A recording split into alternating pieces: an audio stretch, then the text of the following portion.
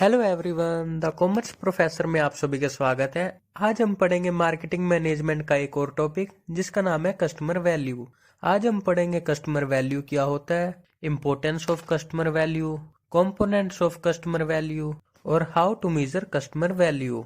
तो आइए बिना किसी देरी के वीडियो को शुरू करते हैं। पर उससे पहले अगर आप कॉमर्स बैकग्राउंड से है और आपके किसी भी थ्योरी सब्जेक्ट में कोई भी प्रॉब्लम है तो आप मेरे को कमेंट में बता सकते हैं या फिर आप मेरे को डीएम कर सकते हैं इंस्टाग्राम पे। मेरी इंस्टाग्राम आईडी है द कॉमर्स प्रोफेसर के नाम से।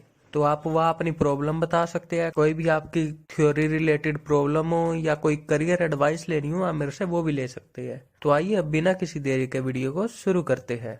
तो सबसे पहले हम पढ़ते हैं कस्टमर वैल्यू होता क्या है। तो कस्टमर वैल्यू वो सेटिस्फेक्शन होती है जो कस्टमर एक्सपीरियंस करता है in exchange for what they पे। मतलब कि आप किसी शॉप पे जाते हैं कुछ लेने, सो जो आपको सेटिस्फेक्शन मिल रही है किसी चीज को खरीदने से उसको हम कस्टमर वैल्यू कहते हैं। कस्टमर वैल्यू वो होती है जिससे आपकी वांट और नीड पूरी हो सके और आपको एहसास हो कि हाँ ये तो पैसा वसूल हुआ है, मेरा जितना मैंने पैसा लगाया इस चीज पे उतने का मेरे को सेटिस्फेक्शन मिला है, तो इसे ही हम कस्टमर वैल्यू कहते हैं। तो आइए अब इसकी डेफिनेशन पढ़ते हैं। तो कस्टमर वैल्यू क्या होता है? Customer value is the satisfaction the customer experience in exchange for what they पे। मतलब कि कस्टमर वैल्यू वो सेटिस्फेक्शन होती है जो कस्टमर एक्सपीरियंस करता है in exchange for what they पे, जो उसने पैसा लगाया उस पे। It's about giving customer something they want और नीड।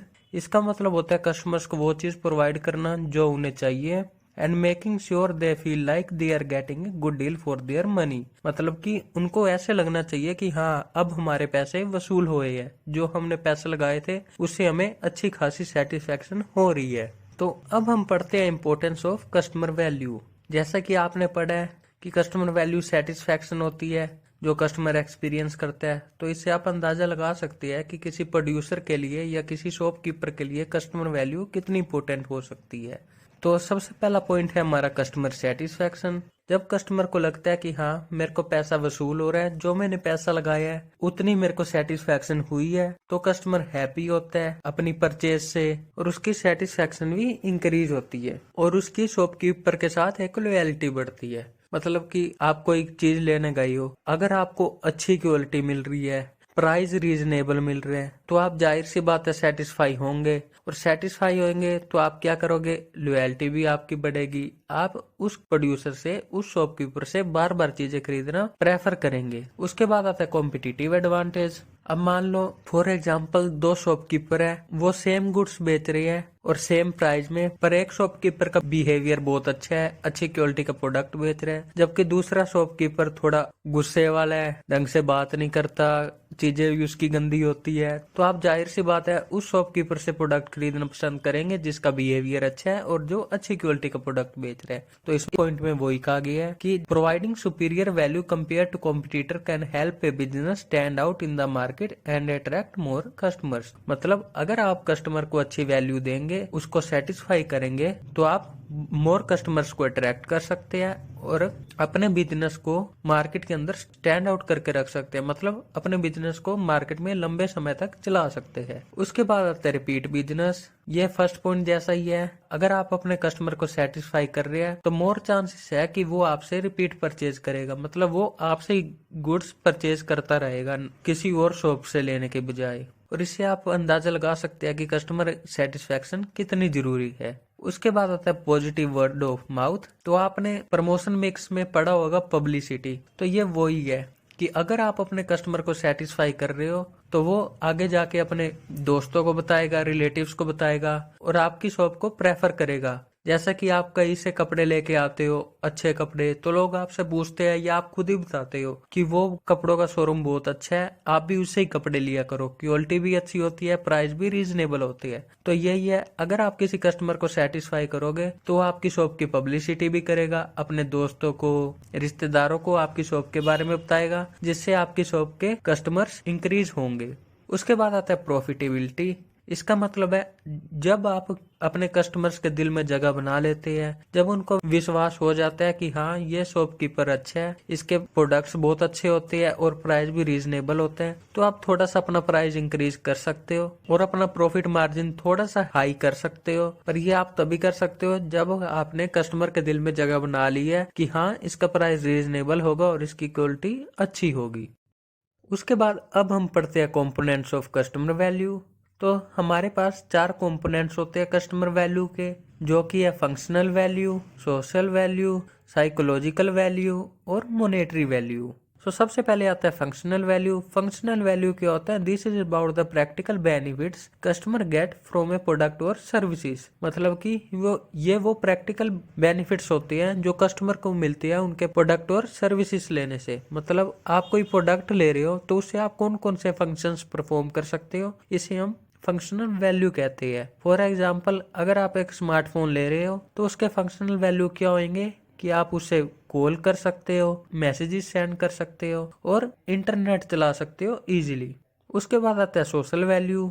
सोशल वैल्यू क्या होता है? सोशल वैल्यू होता है कि जो कस्टमर प्रोडक्ट और सर्विस ले रहा है वो कैसे उस अफेक्ट करेगी उसकी पर्सनल और सोशल लाइफ पे और उसके स्टेटस पे। फॉर एग्जाम्पल, लोग आईफोन लेते हैं, लग्जरी कार्स लेते हैं, उससे क्या होता है? वो उनके स्टेटस को बढ़ाता है, उन्हें लग्जरी फील करवाते हैं। तो यही सोशल वैल्यू है। उसके बाद आता है साइकोलॉजिकल वैल्यू। जैसे कि इसके नाम से ही पता लग रहा है, साइकोलॉजिकल वैल्यू वो होती है जो कस्टमर को इमोशनल और साइकोलॉजिकल बेनिफिट्स देती है।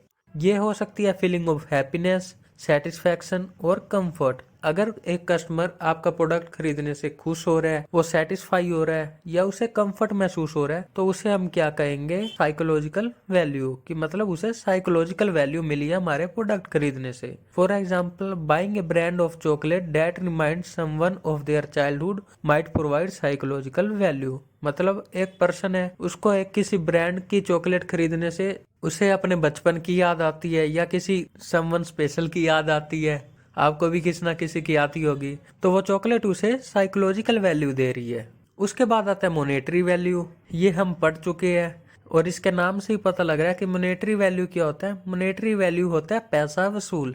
अगर कस्टमर को प्रोडक्ट और सर्विस लेने से ऐसी सेटिस्फेक्शन हो रही है कि हाँ मेरा पैसा वसूल हो रहा है, तो उसे हम मॉनेटरी वैल्यू कहेंगे। Monetary value is simply the financial worth और कॉस्ट ऑफ द प्रोडक्ट और services. It's about whether customer feels they are getting a good deal for the price they pay. हाँ, तो इसका मतलब यही है कि जब कस्टमर को लगे कि हाँ मेरा पैसा वसूल हो रहा है प्रोडक्ट और सर्विस खरीदने से, उसको लगे कि जो मैंने प्राइस पे किया है वो रीजनेबल है, तो उस टाइम जो कस्टमर को वैल्यू मिलेगी तो उसे हम मॉनेटरी वैल्यू कहेंगे। सो अब हम बढ़ते हैं हमारे लास्ट टॉपिक पे, जो कि है how to measure customer value. तो हमने अब तक पढ़ा है कस्टमर वैल्यू क्या होता है, importance of customer value, components of customer value. तो इतना कस्टमर वैल्यू पढ़ने के बाद अब हम पढ़ते हैं कि कस्टमर वैल्यू को मेजर कैसे किया जाता है। तो कस्टमर वैल्यू को मेजर करना बहुत ही आसान है। तो अगर आपने कस्टमर वैल्यू निकालनी है तो आप कस्टमर बेनिफिट्स में से कस्टमर कॉस्ट को लेस कर देंगे। कस्टमर बेनिफिट्स मतलब जो भी कस्टमर को बेनिफिट्स हुए आपके प्रोडक्ट लेने से, उन सारों को ऐड करेंगे। जैसा कि हमने कंपोनेंट्स पढ़े थे, functional value, psychological value, monetary value. तो हम क्या करेंगे? कस्टमर बेनिफिट्स, जो भी कस्टमर को बेनिफिट्स हुए है उसको ऐड कर देंगे और उसमें से लेस कर देंगे कस्टमर कॉस्ट। कस्टमर कॉस्ट मतलब monetary cost, energy cost, time cost.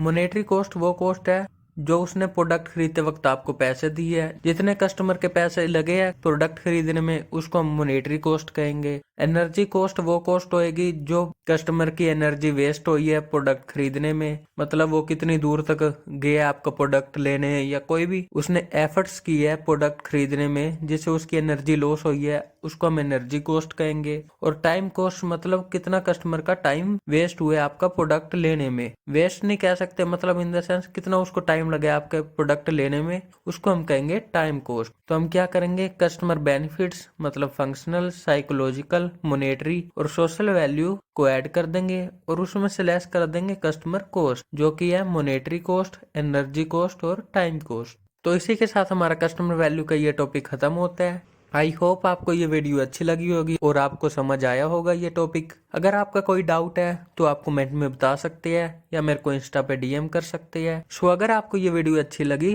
तो इस वीडियो को लाइक करना, कमेंट में अपना फीडबैक देना मत भूलना और इस चैनल को सब्सक्राइब कर लेना। और ऐसे ही कॉमर्स के नए नए टॉपिक के साथ हम आपसे दोबारा मिलेंगे, तब तक के लिए थैंक यू।